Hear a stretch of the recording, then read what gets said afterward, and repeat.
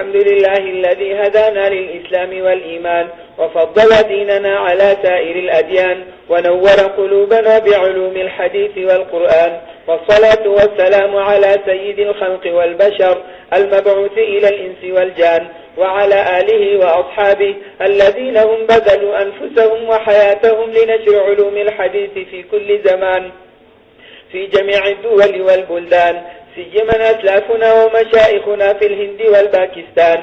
أما بعد، فبالسند المتصل منا إلى الإمام الهمام حافظ الحجة الثقة أمير المؤمنين في الحديث ورأس المحدثين في القديم والحديث أبي عبد الله محمد بن إسماعيل بن إبراهيم بن المغيرة الجعفي البخاري رحمه الله تعالى رحمة واسعة، ومتعنا الله تعالى بعلومه آمين. قال: باب الإبراد بالظهر في شدة الحر. وبه قال حدثنا أيوب بن سليمان قال حدثنا أبو بكر عن سليمان قال صالح بن كيسان قال حدثنا الأعرج عبد الرحمن وغيره عن أبي هريرة رضي الله عنه ونافع مولى عبد الله بن عمر عن عبد الله بن عمر أنهما حدثاه عن رسول الله صلى الله عليه وسلم أنه قال: إذا اشتد الحر فأبردوا بالصلاة فإن شدة الحر من فيح جهنم.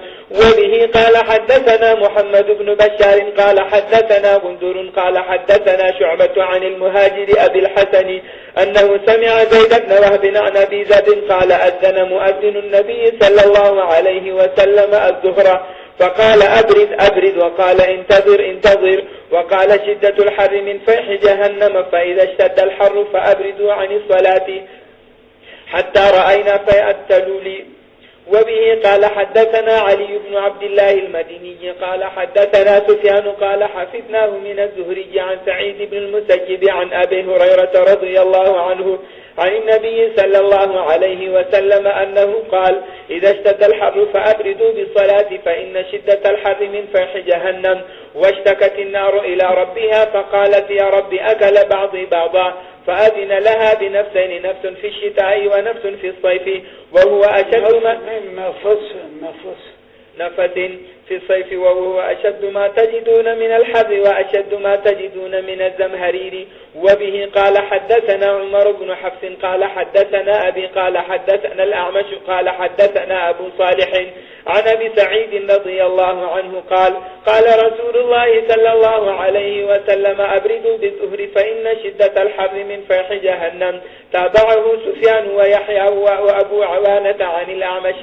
باب الإبراد بالظهر في السفر. وبه قال حدثنا آدم قال حدثنا شعبة قال حدثنا مهاجر أبو الحسن مولى لبني تيم الله قال: سمعت زيد بن وهب عن أبي ذر الغفاري رضي الله عنه قال: كنا مع رسول الله صلى الله عليه وسلم في سفر فأراد المؤذن أن يؤذن للظهر فقال النبي صلى الله عليه وسلم: أبرد، ثم أراد أن يؤذن فقال له: أبرد، حتى رأينا فيء التلول. فقال النبي صلى الله عليه وسلم: إن شدة الحر من فيح جهنم، فإذا اشتد الحر فأبردوا بالصلاة. وقال ابن عباس رضي الله عنهما: يتفيأوا يتميلون. باب وقت الظهر عند الزوال. وقال جابر رضي الله عنه: كان النبي صلى الله عليه وسلم يصلي بالهاجرة.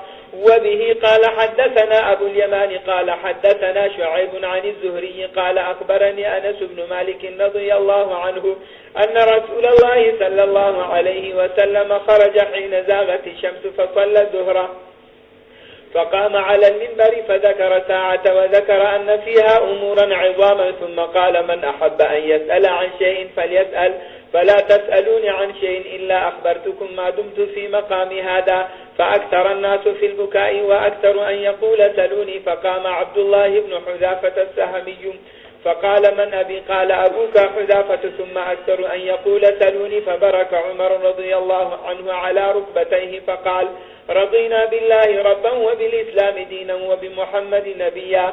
فسكت ثم قال: عرضت علي الجنة والنار آنفا في عرض هذا الحائط فلم أرك الخير والشر. وبه قال حدثنا حفص بن عمر قال حدثنا شعبة عن أبي المنهار عن أبي برزة قال: كان النبي صلى الله عليه وسلم يصلي الصبح وأحدنا يعرف جليسه ويقرأ فيها ما بين 60 إلى 100، ويصلي الظهر إذا زالت الشمس والعصر وأحدنا يذهب إلى أقصى المدينة رجع والشمس حية ونسيت ما قال في المغرب ولا يبالي بتأخير العشاء إلى ثلث الليل ثم قال إلى شطر الليل. وقال معاذ قال شعبة ثم لقيته مرة فقال أو ثلث الليل. وبه قال حدثنا محمد بن مقاتل قال أخبرنا عبد الله قال حدثنا خالد بن عبد الرحمن قال حدثني غالب القطان عن بكر بن عبد الله المزني عن أنس بن مالك رضي الله عنه وعنهم قال كنا إذا صلينا خلف رسول الله صلى الله عليه وسلم بالظهائر سجدنا على ثيابنا اتقاء الحر. باب تأخير الظهر إلى العصر. وبه قال حدثنا أبو النعمان قال حدثنا حماد بن زيد عن عمرو بن دينار عن جابر بن زيد عن ابن عباس رضي الله عنهما أن النبي صلى الله عليه وسلم بالمدينة 87 الظهر والعصر والمغرب والعشاء. فقال أيوب لعله في ليلة مطيرة قال عسى. باب وقت العصر. وبه قال حدثنا إبراهيم بن المنذر قال حدثنا أنس بن عياد عن هشام عن أبيه أن عائشة رضي الله عنها قالت كان النبي صلى الله عليه وسلم يصلي العصر والشمس لم تخرج من حجرتها. وبه قال حدثنا قتيبة قال حدثنا الليث عن ابن شهاب عن عروة عن عائشة رضي الله عنها أن رسول الله صلى الله عليه وسلم صلى العصر والشمس في حجرتها لم يظهر الفيء من حجرتها. وبه قال حدثنا أبو نعيم قال حدثنا أبو عيينة عن الزهري عن عروة عن عائشة رضي الله عنها قالت كان النبي صلى الله عليه وسلم يصلي صلاة العصر والشمس طالعة في حجرتي ولم يظهر الفي بعد. قال أبو عبد الله وقال مالك ويحيى بن سعيد وشعيب وابن أبي حفصة والشمس قبل أن تظهر. وبه قال حدثنا محمد بن مقاتل قال أخبرنا عبد الله قال أخبرنا عوف عن سيار بن سلامة قال دخلت أنا وأبي على أبي بردة الأسلمي فقال له أبي كيف كان رسول الله صلى الله عليه وسلم يصلي المكتوبة؟ فقال كان يصلي الهجيرة التي تدعونها الأولى حين تدنو الشمس ويصلي العصر ثم يرجع أحدنا إلى رحله في أقصى المدينة والشمس حية ونسيت ما قال في المغرب وكان يستحب أن يؤخر من العشاء التي تدعونها العتمة وكان يكره النوم قبلها والحديث بعدها وكان ينفجل من صلاة الغداة حين يعرف الرجل جليسه ويقرأ بالستين إلى 100.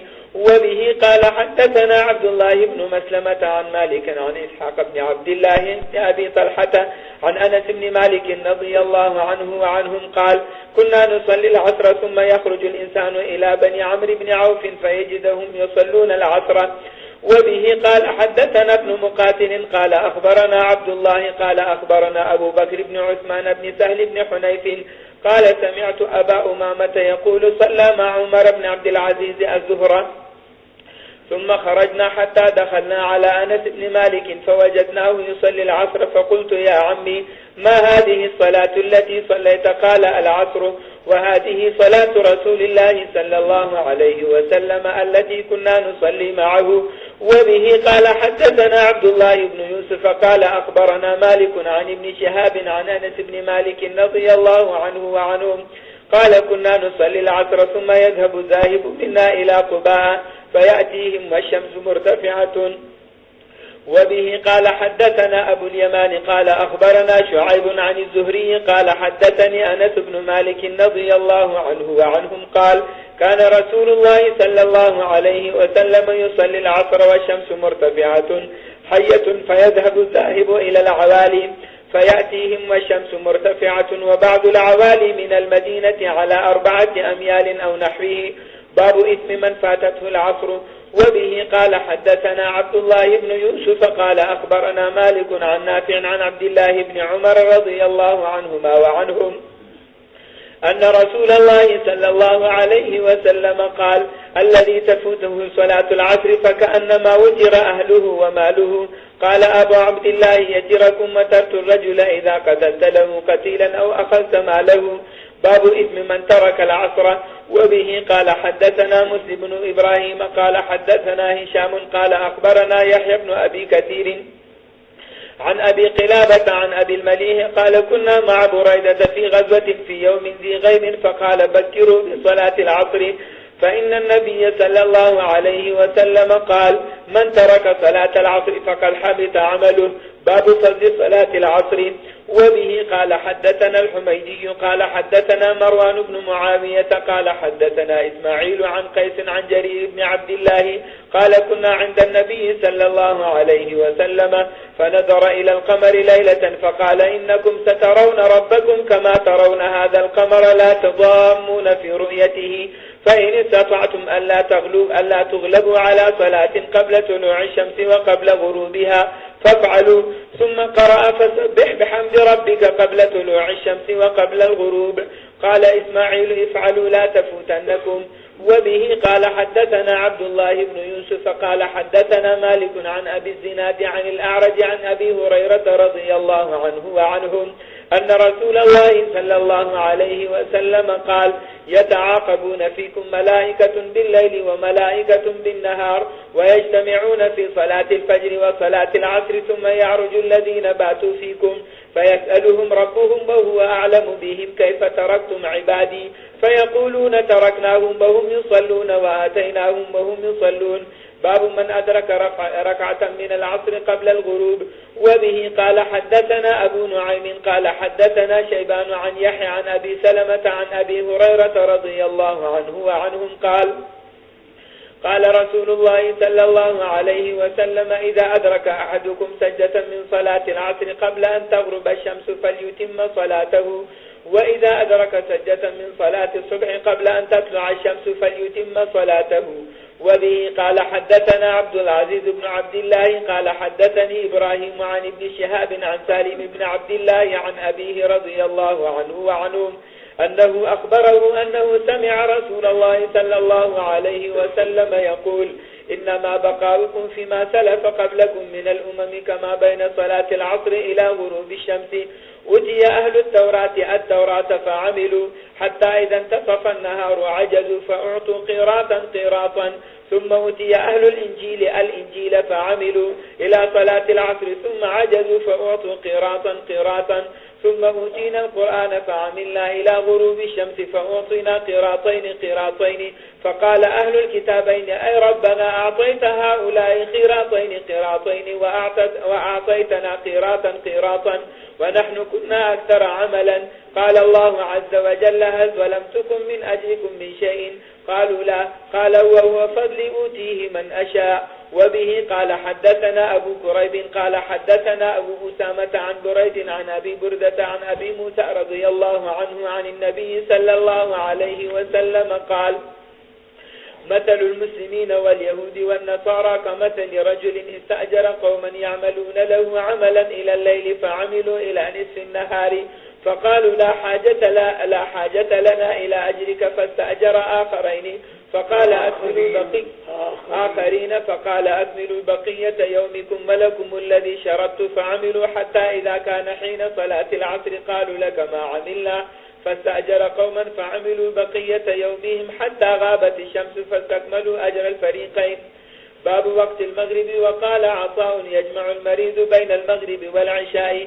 وبه قال حدثنا محمد بن مهران قال حدثنا الوليد قال حدثنا الأوزاعي قال حدثني أبو النجاشي اسمه عطاء بن صهيب مولى رافع بن خديج قال سمعت رافع بن خديج يقول كنا نصلي المغرب مع النبي صلى الله عليه وسلم فينصرف أحدنا وإنه ليبصر مواقع نبله.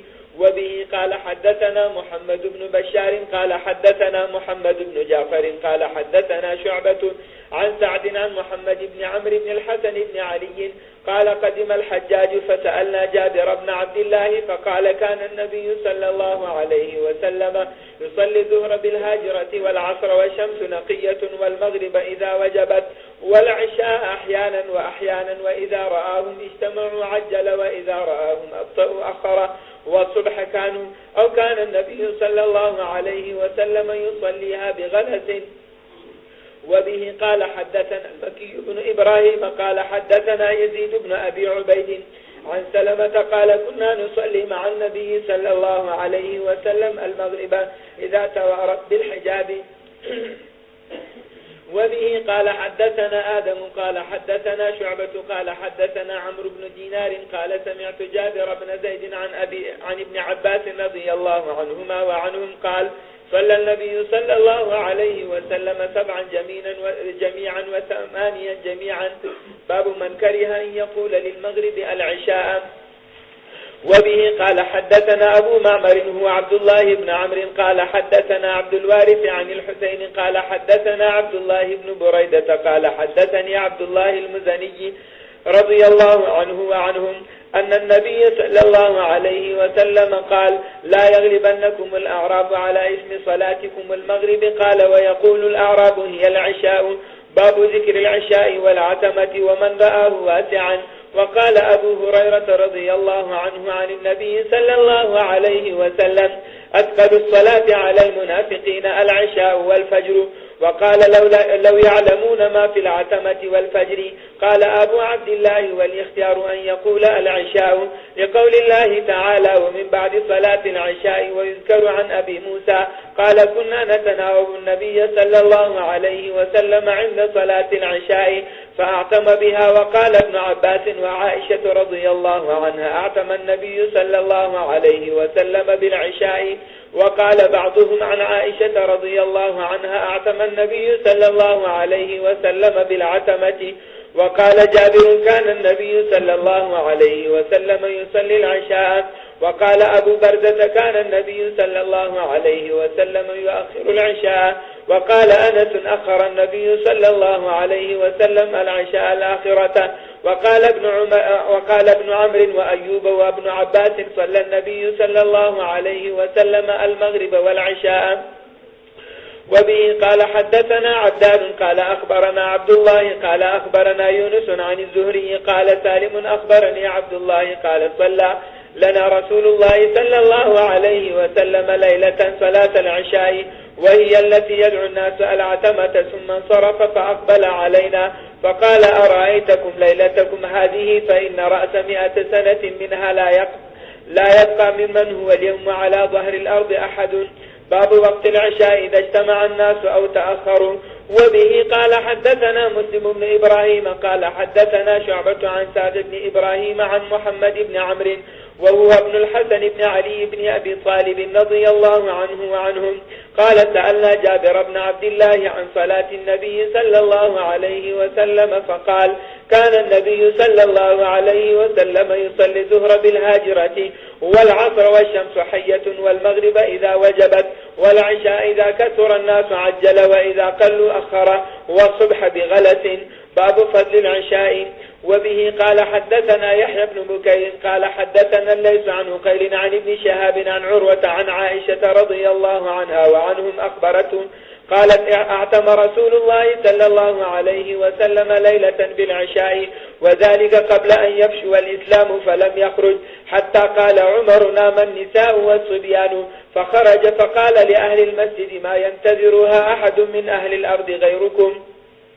وبه قال حدثنا محمد بن العلاء قال حدثنا أبو أسامة عن بريد عن أبي بردة عن أبي موسى قال كنت أنا وأصحابي الذين قدموا معي في السفينة نزولا في بقيع بطحان والنبي صلى الله عليه وسلم بالمدينة فكان يتناوب النبي صلى الله عليه وسلم عند صلاة العشاء كل ليلة نفر منهم فوافقنا النبي صلى الله عليه وسلم أنا وأصحابي ولو بعض الشغل في بعض أمره فأعصم بالصلاة حتى أبهار الليل ثم خرج النبي صلى الله عليه وسلم فصلى بهم فلما قضى صلاته قال لمن حضره على رسلكم أبشروا إن من نعمة الله عليكم إنه ليس أحد من الناس يصلي هذه الساعة غيركم أو قال ما صلى هذه الساعة أحد غيركم لا يدري أي الكلمتين قال أبو موسى فرجعنا فرحا بما سمعنا من رسول الله صلى الله عليه وسلم. باب ما يكره من النوم قبل العشاء. وبه قال حدثنا محمد بن سلام قال حدثنا عبد الوهاب الثقفي قال حدثنا خالد الحذاء عن أبي المنهال عن أبي برزة أن رسول الله صلى الله عليه وسلم كان يكره النوم قبل العشاء والحديث بعدها. باب النوم قبل العشاء لمن غلب. وبه قال حدثنا أيوب بن سليمان قال حدثني أبو بكر عن سليمان قال صالح بن كيسان قال أخبرني ابن شهاب عن عروة عن عائشة رضي الله عنها قالت اعتم رسول الله صلى الله عليه وسلم بالعشاء حتى ناداه عمر الصلاة نام النساء والصبيان فخرج فقال ما ينتظرها من أهل الأرض أحد غيركم قال ولا يصلي يومئذ إلا بالمدينة قال وكانوا يصلون فيما بين أن يغب الشفق إلى ثلث الليل الأول.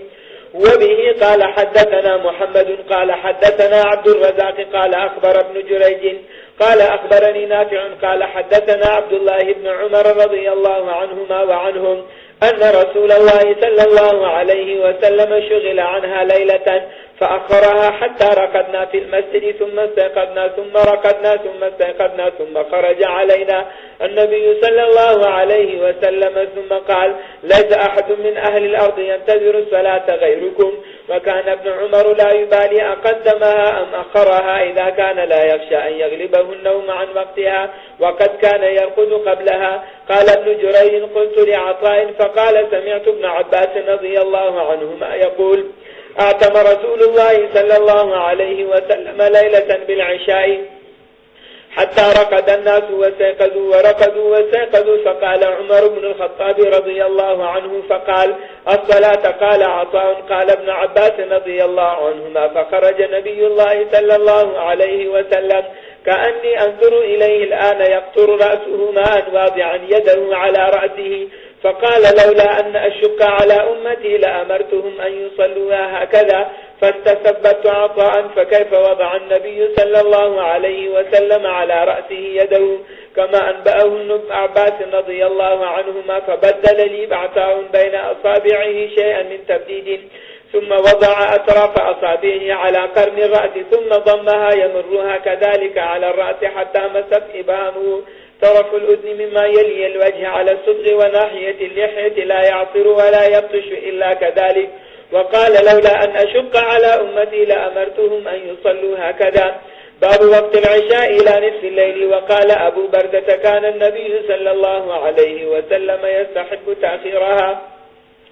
وبه قال حدثنا عبد الرحيم المحاربي قال حدثنا زائدة عن حميد الطويل عن أنس رضي الله عنه وعنهم قال أخر النبي صلى الله عليه وسلم صلاة العشاء إلى نصف الليل ثم صلى ثم قال قد صلى الناس وناموا أما إنكم في صلاة ما انتظرتموها. وزاد بن أبي مريم قال أخبرنا يحيى بن أيوب قال حدثني حميد سمع أنسا كأني أنظر إلى وبيص خاطمه ليلة عيد.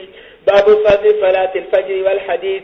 وبه قال حدثنا مسدد قال حدثنا يحيى عن إسماعيل قال حدثنا قيس قال لي جرير بن عبد الله كنا عند النبي صلى الله عليه وسلم إذا نظر إلى القمر ليلة البدر فقال أما إنكم سترون ربكم كما ترون هذا لا تضامون أو لا تضاهون في رؤيته فإن استطعتم ألا تغلبوا على صلاة قبل طلوع الشمس وقبل غروبها فافعلوا. ثم قال فسبح بحمد ربك قبل طلوع الشمس وقبل غروبها.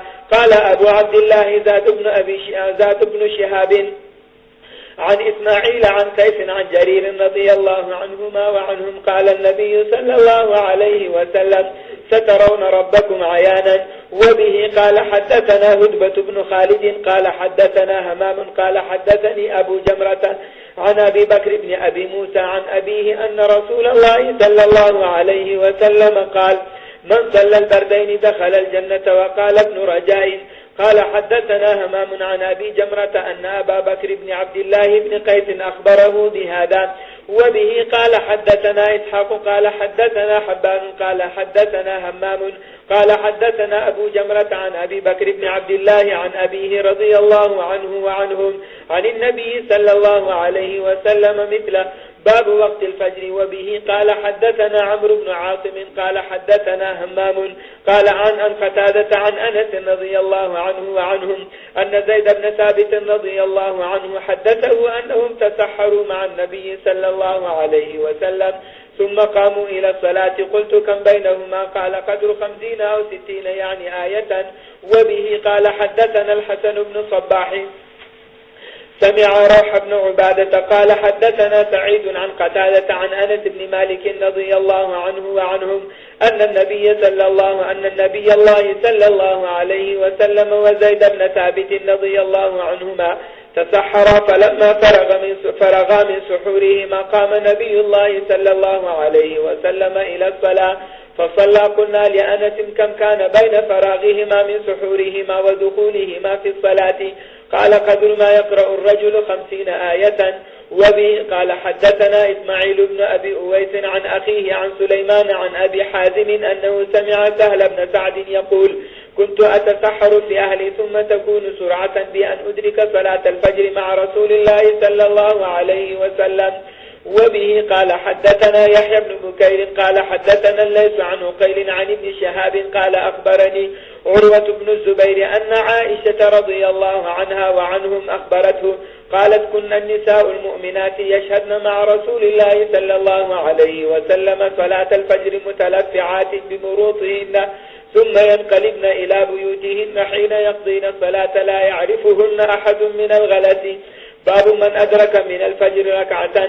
وبه قال حدثنا عبد الله بن مسلمة عن مالك عن زيد بن أسلم عن عطاء بن يسار وعن بسر بن سعيد وعن الأعرج يحدثونه عن أبي هريرة رضي الله عنه وعنهم أن رسول الله صلى الله عليه وسلم قال من أدرك من الصبح ركعة قبل أن تطلع الشمس فقد أدرك الصبح ومن أدرك ركعة من العصر قبل أن تغرب الشمس فقد أدرك العصر.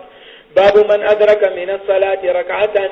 وبه قال حدثنا عبد الله بن يوسف قال حدثنا مالك عن ابن شهاب عن أبي سلمة بن عبد الرحمن عن أبي هريرة رضي الله عنه وعنهم أن رسول الله صلى الله عليه وسلم قال من أدرك ركعة من الصلاة فقد أدرك الصلاة. باب الصلاة بعد الفجر حتى ترتفع الشمس. وبه قال حدثنا حفص بن عمر قال حدثنا هشام عن قتادة عن أبي العالية عن ابن عباس رضي الله عنهما وعنهم قال شهد عندي رجال مرضيون وأرضاهم عندي عمر أن النبي صلى الله عليه وسلم نهى عن الصلاة بعد الصبح حتى تشرق الشمس وبعد العصر حتى تغرب. وبه قال حدثنا مسدد قال حدثنا يحيى عن شعبة عن قتادة سمعت أبا العالية عن ابن عباس رضي الله عنهما قال حدثني ناس بهذا. وبه قال حدثنا مسدد قال حدثنا يحيى بن سعيد عن هشام قال أخبرني أبي قال أخبرني ابن عمر رضي الله عنه وعنهم قال رسول الله صلى الله عليه وسلم لا تحروا بصلاتكم طلوع الشمس ولا غروبها. قال وحدثني ابن عمر قال رسول الله صلى الله عليه وسلم إذا طلع حاجب الشمس فأخروا الصلاة حتى ترتفع وإذا غاب حاجب الشمس فأخروا الصلاة حتى تغيب تابعه عبدته. وبه قال حدثنا عبيد بن إسماعيل عن أبي أسامة عن عبيد الله عن خبيب بن عبد الرحمن عن حفص بن عاصم عن أبي هريرة رضي الله عنه وعنهم أن رسول الله صلى الله عليه وسلم نهى عن بيعتين وعن لبستين وعن صلاتين. نهى عن الصلاة بعد الفجر حتى تطلع الشمس وبعد العصر حتى تغرب الشمس وعن اشتمال الصماء وعن الاحتباء في ثوب واحد يفضي بفرجه إلى السماء وعن المنابذة والملاوسة. باب لا تتحرى الصلاة قبل غروب الشمس. وبه قال حدثنا عبد الله بن يوسف قال أخبرنا مالك عن نافع عن ابن عمر رضي الله عنهما وعنهم أن رسول الله صلى الله عليه وسلم قال لا يتحرى أحدكم فيصلي عند طلوع الشمس ولا عند غروبها. وبه قال حدثنا عبد العزيز بن عبد الله قال حدثنا إبراهيم بن سعد عن صالح عن ابن شهاب رضي الله عنهم قال حدثني عطاء بن يزيد الجندعي أنه سمع أبا سعيد الخدري رضي الله عنه وعنهم يقول سمعت رسول الله صلى الله عليه وسلم يقول لا صلاة بعد الصبح حتى ترتفع الشمس ولا صلاة بعد العصر حتى تغيب الشمس. وبه قال حدثنا محمد بن أبان قال حدثنا غندر قال حدثنا شعبة عن أبي التياح قال سمعت حمران بن أبان يحدث عن معاوية رضي الله عنها قال إنكم لتصلون صلاة لقد صحبنا رسول الله صلى الله عليه وسلم فما رأيناه يصليها ولقد نهى عنها يعني الركعتين بعد العصر. وبه قال حدثنا محمد بن سلام قال أخبرنا عبدة عن عبيد الله عن خبيب عن حفص بن عاصم عن أبي هريرة رضي الله عنه وعنهم قال نهى رسول الله صلى الله عليه وسلم عن صلاتين بعد الفجر حتى تطلع الشمس وبعد العصر حتى تغرب الشمس. باب من لم يكره الصلاة إلا بعد العصر والفجر رواه عمر وابن عمرو وأبو سعيد وأبو هريرة رضي الله عنهما وعنهم. وبه قال حدثنا أبو النعمان قال حدثنا حماد بن زيد عن أيوب عن نافع عن ابن عمر رضي الله عنهما وعنهم قال أصلي كما رأيت أصحابي يصلون لا أنهى أحدا يصلي بليل أو نهار ما شاء غير أن لا تحر طلوع الشمس ولا غروبها. باب ما يصلي بعد العصر من الفوائد ونحوها. وقال قريب عن أم سلمة رضي الله عنها صلى النبي صلى الله عليه وسلم بعد العصر ركعتين وقال شغلني ناس من عبد القيس عن الركعتين بعد الظهر. وبه قال حدثنا أبو نعيم قال حدثنا عبد الواحد بن أيمن قال حدثني أبي أنه سمع عائشة رضي الله عنها وعنهم قالت والذي ذهب به ما تركهما حتى لقي الله وما لقي الله حتى تقل عن الصلاة وكان يصلي كثيرا من صلاته قائدا تعني الركعتين بعد العصر وكان النبي صلى الله عليه وسلم يصليهما ولا يصليهما في المسجد مخافة أن يثقل على أمته وكان يحب ما يخفف عنهم. وبه قال حدثنا مسدد قال حدثنا يحيى قال حدثنا هشام قال أخبرني أبي قالت عائشة رضي الله عنها ابن أختي ما ترك النبي صلى الله عليه وسلم السجدتين بعد العصر عندي قط. وبه قال حدثنا موسى بن إسماعيل قال حدثنا عبد الواحد قال حدثنا الشيباني قال حدثنا عبد الرحمن بن الأسود عن أبيه عن عائشة رضي الله عنها وعنهم قالت ركعتان لم يكن رسول الله صلى الله عليه وسلم يدعوهما سرا ولا علانية ركعتان قبل صلاة الصبح وركعتان بعد العصر. وبه قال حدثنا محمد بن عرعرة قال حدثنا شعبة عن أبي إسحاق قال رأيت الأسود ومسروقا شهدا على عائشة قالت ما كان النبي صلى الله عليه وسلم يأتيني في يوم بعد العصر إلا صلى ركعتين. باب التبكير بالصلاة في يوم غيم. وبه قال حدثنا معاذ بن فضالة قال حدثنا هشام عن يحيى هو ابن أبي كثير عن أبي قلابة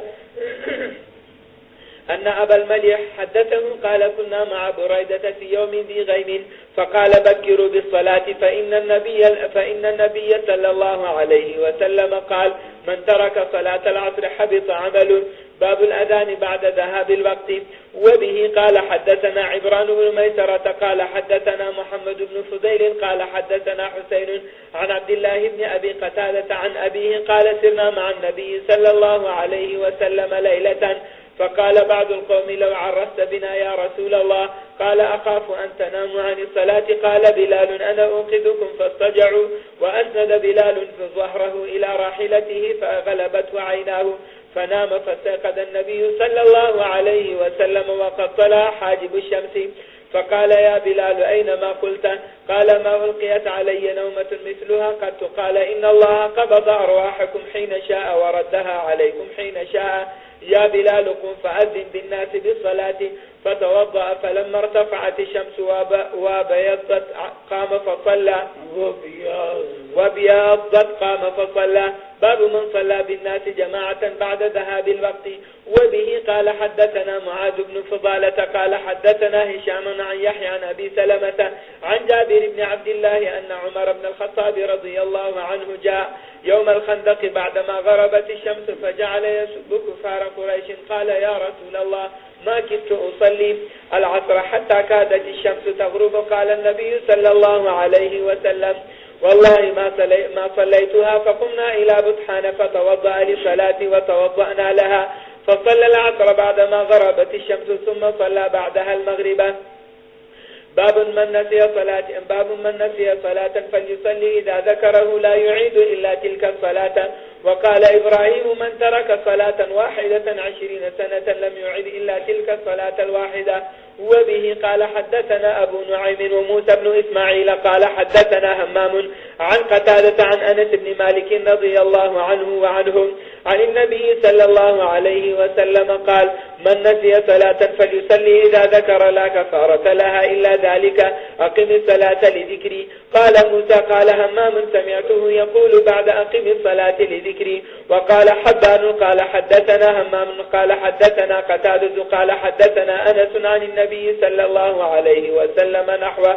باب قضاء الصلاة الأولى فالأولى. وبه قال حدثنا مسدد قال حدثنا يحيى قال حدثنا هشام قال حدثنا يحيى هو ابن أبي كثير عن أبي سلمة عن جابر رضي الله عنه وعنهم قال جعل عمر رضي الله عنه يوم الخندق يسب كفارهم، فقال ما كدت أصلي العصر حتى غربت الشمس. قال فنزلنا بطحان فصلى بعدما غربت الشمس ثم صلى المغرب. باب ما يكره من الثمر بعد العشاء. الثامر من الثمر والجميع السمار، والثامر ها هنا في موضع الجميع. وبه قال حدثنا مسدد قال حدثنا يحيى قال حدثنا عوف قال حدثنا أبو المنهال قال انطلقت مع أبي إلى أبي بردة الأسلمي فقال له أبي حدثنا كيف كان رسول الله صلى الله عليه وسلم يصلي المكتوبة. قال كان يصلي الهجير وهي التي تدعونها الأولى حين تدهو الشمس، ويصلي العصر ثم يرجع أحدنا إلى أهله في أقصى المدينة والشمس حية. ونسيت ما قال في المغرب. قال وكان يستحب أن يؤخر العشاء. قال وكان يكره النوم قبلها والحديث بعدها. وكان ينفتل من صلاة الغداة حين يعرف أحدنا جليسه ويقرأ من 60 إلى 100. باب الثمر في الفقه والخير بعد العشاء. وبه قال حدثنا عبد الله بن صباح قال حدثنا أبو علي الحنفي قال حدثنا قرة بن خالد قال انتظرنا الحسن ورات علينا حتى قريبا من وقت قيامه فجاء فقال دعانا جيراننا هؤلاء. ثم قال أنس بن مالك نظرنا النبي صلى الله عليه وسلم ذات ليلة حتى كان شطر الليل يبلغه فجاء فصلى لنا ثم خطبنا فقال ألا إن الناس قد صلوا ثم رقدوا وإنكم لن تزالوا في صلاة ما انتظرتم الصلاة. قال الحسن وإن القوم لا يزالون في خير ما انتظروا الخير. قال قرة هو من حديث أنس رضي الله عنه عن النبي صلى الله عليه وسلم. وبه قال حدثنا أبو اليمان قال أخبرنا شعيب عن الزهري قال حدثني سالم بن عبد الله بن عمر وأبو بكر بن أبي حثمة أن عبد الله بن عمر قال صلى النبي صلى الله عليه وسلم صلاة العشاء في آخر حياته فلما سلم قال النبي صلى الله عليه وسلم فقال أرأيتكم ليلتكم هذه فإن رأس 100 سنة لا يبقى من هو اليوم على ظهر الأرض أحد. فوهل الناس في مقالة النبي صلى الله عليه وسلم إلى ما يتحدثون في هذه الأحاديث عن 100 سنة. وإنما قال النبي صلى الله عليه وسلم لا يبقى ممن هو اليوم على ظهر الأرض يريد بذلك أنها تخرم ذلك القرن. باب الثمر مع الأهل والضيف. وبه قال حدثنا أبو النعمان قال حدثنا معتمر بن سليمان قال حدثنا أبي قال حدثنا أبو عثمان عن عبد الرحمن بن أبي بكر أن أصحاب السفة كانوا أناسا فقراء وأن النبي صلى الله عليه وسلم قال من كان عنده طعام 2 فليذهب ب3 وإن 4 ف5 أو 6 وإن أبا بكر جاء ب3 وانطلق النبي صلى الله عليه وسلم ب10 قال فهو أنا وأبي وأمي ولا أدري هل قال وامرأتي وخادم بين بيتنا وبيت أبي بكر وأن أبا بكر تعشى عند النبي صلى الله عليه وسلم ثم لبث حيث صليت العشاء ثم رجع فلبث حتى تعشى النبي صلى الله عليه وسلم فجاء بعدما مضى من الليل ما شاء الله. قالت له امرأته ما حبسك عن أضيافك أو قالت ضيفك؟ قال أفما عشيتهم؟ قالت أبوا حتى تجيء قد عرضوا فأبوا. قال فذهبت أنا فاختبأت فقال يا غنثر، فجدع وسب وقال كلوا لا هنيئا لكم. فقال والله لا أطعمه أبدا، وأيم الله ما كنا نأخذ من لقمة إلا ربا من أسفلها أكثر منها. قال شبعوا وصارت أكثر مما كانت قبل ذلك. فنظر إليها أبو بكر فإذا هي كما هي أو أكثر. فقال لامرأته يا أخت بني فراس ما هذا؟ قالت لا وقرة عيني لهي الآن أكثر منها قبل ذلك ب3 مرار. فأكل منها أبو بكر وقال إنما كان ذلك من الشيطان يعني يمينه. ثم أكل منها لقمة ثم حملها إلى النبي صلى الله عليه وسلم فأصبحت عنده، وكان بيننا وبين قوم عقد. فمضى الأجل ففرقنا 12 رجلا مع كل رجل منهم أناس، والله أعلم كم مع كل رجل، فأكلوا منها أجمعون أو كما قال.